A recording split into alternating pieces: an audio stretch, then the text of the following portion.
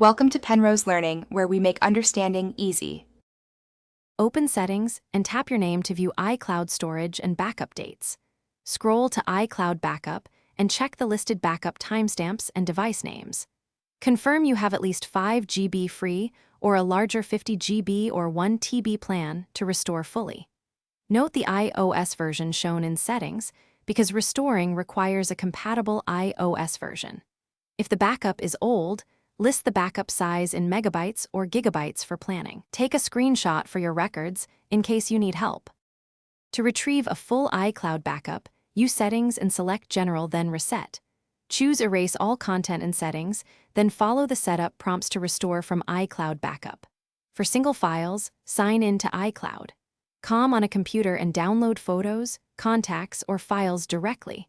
If you have a local encrypted backup on a Mac or PC, use Finder or iTunes to restore instead.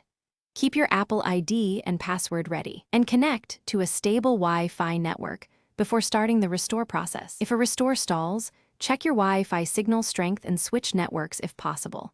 Restart your device and attempt the restore again while plugged into power for stability. If backups still fail, sign out of iCloud and sign back in, then retry the restore procedure. Enable Show All Backups in iCloud settings to reveal older device backups by name and timestamp. If issues persist, contact Apple support and provide your Apple ID and the exact backup timestamp for assisted recovery.